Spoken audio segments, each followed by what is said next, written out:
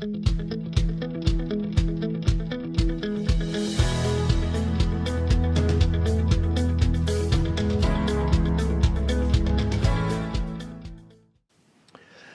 I'm Neale Walsch. Welcome to the Flow Summit. It's wonderful to have this chance to communicate directly with you because there are many, many important things that all of us on our planet, I think, need to take a moment to discuss, to really look at closely, and to explore deeply. As you may know, I had an experience a few years ago that I called a conversation with God. I captured the information that I was receiving. I'm certainly not the only person in the world who's had such an experience. As a matter of fact, in the conversation with God, I was told that everyone really is talking to God all the time. The question is not to whom is God talking, the question is who's listening. I was listening very carefully, and for reasons of my own, I didn't start the conversation with God experience to write a book. I wasn't sitting down to try to write a book. I was having a very personal experience. And so I just kind of kept notes just for myself, like you would keep a journal. So I was just journaling, what I was experiencing. But in the middle of that process, I was told, this will one day become a book. And I can recall thinking, no, there's no way in the world. There's no publisher. No publisher on earth is going to say, hey, this guy's talking to God. Stop the presses. We got to put this book out right away. But in fact, I did send it to a publisher just to test, really just to test whether I was having an authentic experience of communion and communication with the divine. Because I thought if this really did become a book, the odds were 1 in a million that anyone would publish something like this. Then I would know that there was some validity, to my experience.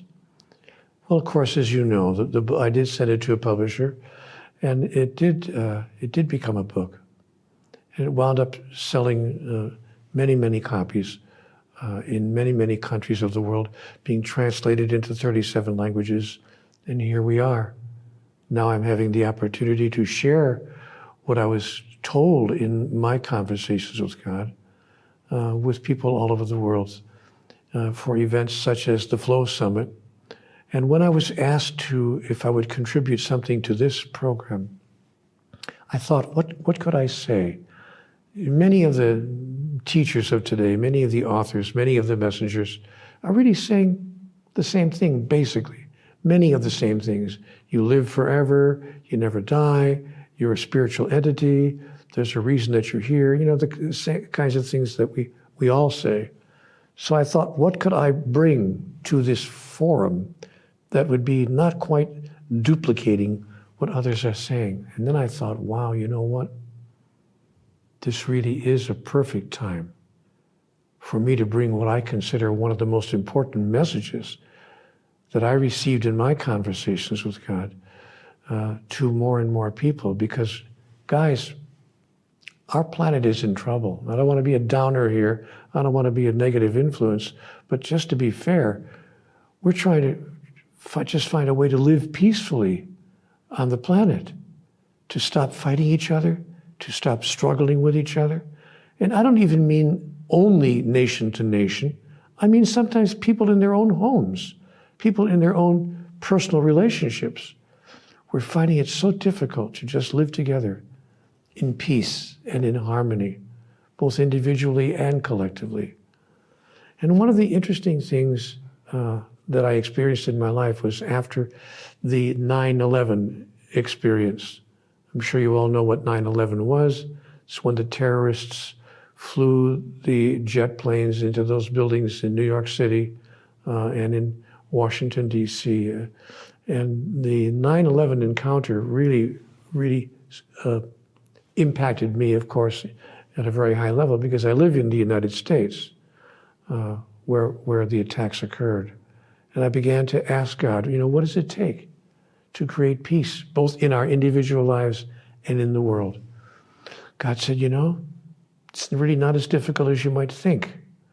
I can give you some steps, stepping stones, a pathway that can get you to a place of inner peace and global peace. But you do have to take these steps one at a time. And if you're willing to do it, you can get there. You can change the global experience. You can be in the flow of what divinity has intended from the beginning and what is possible for all of us once we know who we really are. So let's talk about how we can find ourselves in the flow toward that which all of us desire. Peace. Peace in our personal lives. Peace on our planet. So here are the 5 steps to peace as I have come to understand them in my conversations with God. If we want to have a peaceful life and a peaceful world, step number 1, we need to acknowledge that some of our old beliefs about God and about life are no longer working. Did you catch that? We have to acknowledge that some of our old beliefs about God and about life are no longer working. This is not a small thing. You do understand that billions of people on the planet, not 1 or 2 or 3 or 4, but billions of people hold certain beliefs about God. They belong to what we would call organized religions. And each of those organized religions have their dogmas and their doctrines and their understandings about God. And to say to members of those various religions, you know, some of our beliefs are no longer working. That is, the things that we hold sacred, the things that we hold dear, are not producing the outcomes that we had hoped that they would produce, which is a closeness to God and a closeness to each other as well.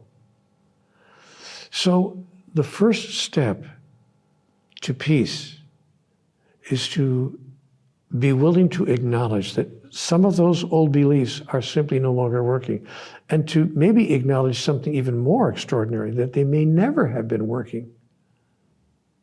They may never have brought us to a place of peace simply because we've been given those religious and spiritual understandings. Do you know that more wars and more conflict has been initiated on this planet as a result of spiritual and religious beliefs than almost any other single cause? Our understandings from nation to nation and from culture to culture and from religion to religion have caused us to fight each other and to struggle with each other, and even in some cases to condemn each other. I'll never forget a bumper sticker I saw on a car a few years ago that really captured the whole problem. The bumper sticker said, "God, save me from your people." It's almost sad in its humor. So my first question to you as you're watching this video, are you willing to acknowledge that some of your old beliefs about God and about life are no longer working? If you could agree that that's part of the problem, that maybe I'm holding on to ideas about God and about life that are simply not true, and even as firmly as I have believed them in my life, even as much a part of my whole life and my whole culture, my whole family background they may be, am I willing to let go of them and release them, at least with the idea that there might be more to know here, more to understand? If you can take that first step with me, we can find our way to a pathway to peace. Now, in order to take that first step and make it work for us, we have to take step number 2. And step number 2, which is to acknowledge that there is something we don't fully understand here about God and about life, the understanding of which would change everything. That too is not a small step. to think that, no, wait a minute, no, I understand it all. It's all there in the book. It's right there in the good book. In the Bible, it tells us everything we need to know, Neale. Well, maybe not maybe the Quran. Well, maybe not the Quran. Maybe it's the Bhagavad Gita. Well, but maybe it's the Book of Mormon. But, well, it's in one of those scriptures. See, the problem is there are 423 known sacred scriptures on the planet today. So which scripture is the one that contains the truth, the whole truth, and nothing but the truth, so help me God? Oh, I know which it is. It's my scripture, the one that I read, the one that I hold dear. Can't be yours, it must be mine. Let's have a fight about it. Let's have an argument about it. Let's go to war over it. Or, on the other hand, let's see if we can find our way to peace around this notion that we know all there is to know about God and about life. So step number 2 is to be willing to acknowledge that there is something that we do not fully understand here about God and about life, the understanding of which could change everything. Might there be some data missing, something we don't really have in our possession right now, some information that we don't possess? You see, that's not an unimportant consideration. So I want you to think tonight, as you go to sleep, might it be possible that the human race does not have all the information yet, that we may discover something new? We've done it in science. We thought we had all the information, and then every year science comes up with a brand new discovery. We've done it in medicine.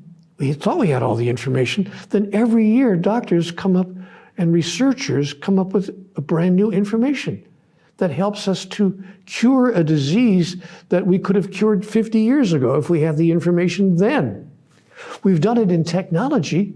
We've created technological marvels that we couldn't even have thought of 30 years ago, or 20 years ago, or even 5 years ago. Is it possible that in the area of our most sacred beliefs, the same thing could be true? That there's something yet to be discovered, the discovering of which would change everything? Wow.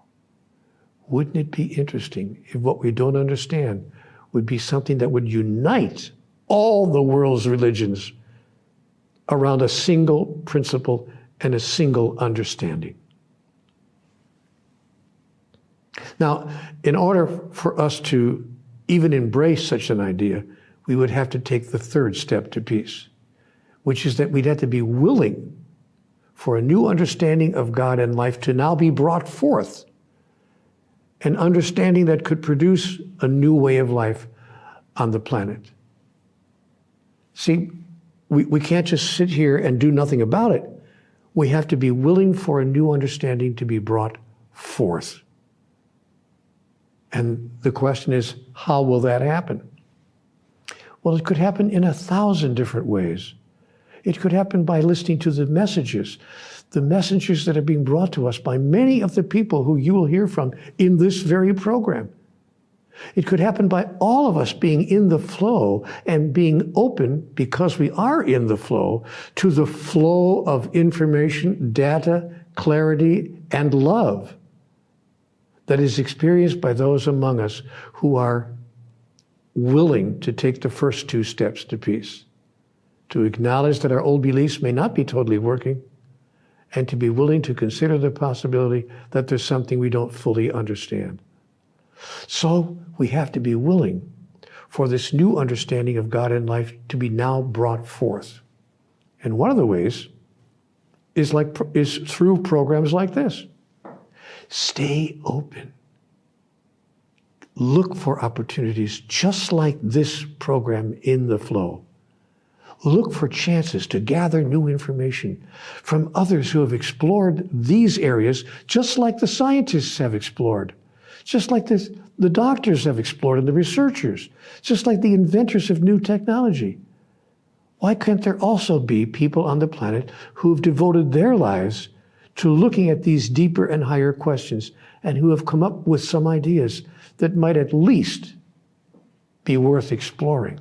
Not even saying we have to agree with them, not even saying that we have to acknowledge that they're right, but are we willing to at least investigate the possibility that there could be a germ of truth in some of what today's new thought messengers and teachers are bringing forth?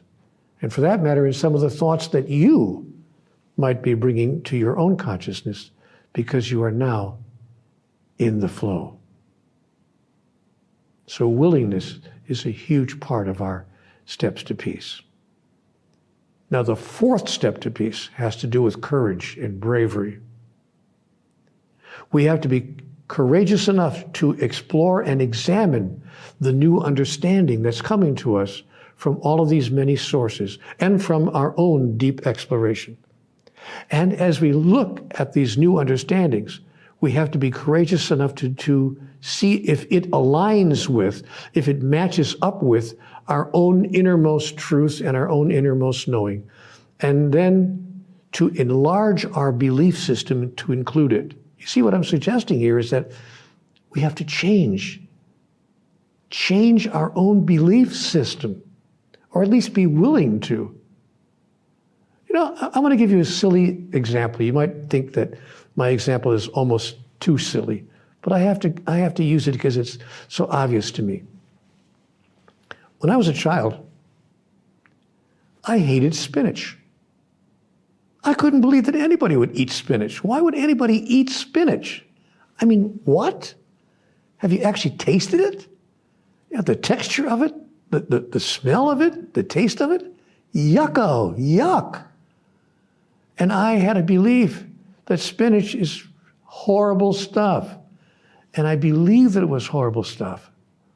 And I grew up with that belief. This is a silly example, I know, but it's the perfect one, for me at least. Because I never had spinach. From the time I was, of course, when my mother served it, I had to eat it. Son, sweetheart, eat your spinach. But the more I had to eat it, the more I hated it. Then finally, when I got to be about 11 or 12, my mother gave me permission. If you don't like it, honey, you don't have to eat it. Wow. Wow. What a sense of freedom. If you don't like it, you don't have to eat it. So I never had spinach again for the rest of my life until I was like 35 or 40 years old. Maybe I was 50. I know I was way past the middle of my life. And then I was in a restaurant of high cuisine, a wonderful restaurant, 5-star restaurant in France. And I don't know where it was anymore, but I do know that they had the waiters actually had white gloves, and they served wine that cost $3,000 a bottle or whatever. One of those places, you know what I'm talking? And they served spinach. And I was with some very important people. People, how can I say this, that I wanted to impress. I was on a diplomatic mission for the State Department for the United States. And I was with chiefs of state or their assistants and people very high in the diplomatic corps. And I didn't want to appear unsophisticated, like some person just off the farm somewhere. And they were serving this delicacy. They prepared spinach in a certain way. I thought, well, I know I'm not going to like this. I know this is not any good because I believe that spinach is really yucko stuff. But everyone else around the table is eating it, and they all seem to be enjoying it. So there's obviously something here I don't know about spinach, the knowing of which could change everything. So I thought, okay, fair enough. I'll just have a little bit. I'm not going to like this, but wait a minute. What have they done to this spinach? I actually asked for a second helping. It was exquisite. And I learned that day, spinach ain't what I believed it to be.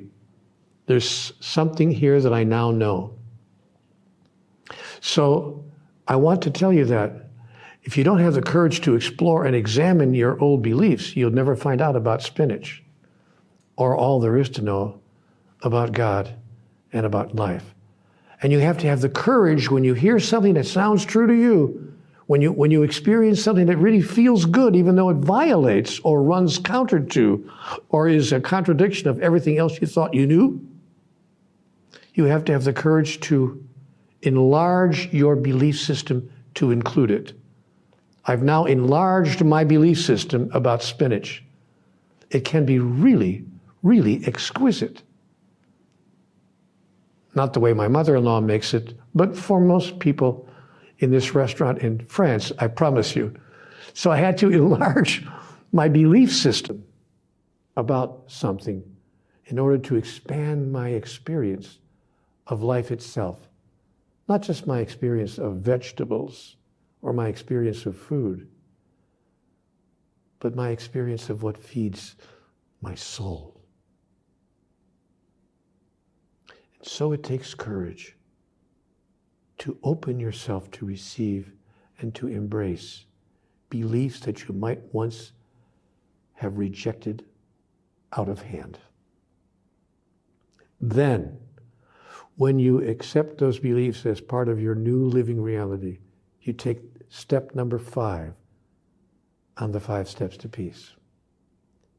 You choose to live your life as a demonstration of your new beliefs, as a demonstration of your highest and grandest beliefs, rather than as a denial of them. Because it's one thing to believe something. It's one thing to even have the courage to accept that belief and to hold it as your new idea. But it's something else entirely to be willing to demonstrate it, to show others what you believe, and to become a living, walking model of what you now hold to be true about life and about God and about yourself and who you really are. Those are the 5 steps to peace. Not as easy as it sounds, but if we take those steps collectively and individually, we can change our lives and we can change the world. Trust me on this. And the world is begging for change now, as are each of us individually. No one that I know. No one that I know is satisfied with the way life is being lived on this planet right now. Everyone is asking the same question. What does it take to really make the world the way we have dreamt it would be, the way we know it can be, the way we pray for it to be? What does it take? What does it mean to be in the flow? What it means to be in the flow is to create yourself as the flow, moving through you, in you, and as you. I could, of course, be wrong about all of this, but I don't think so.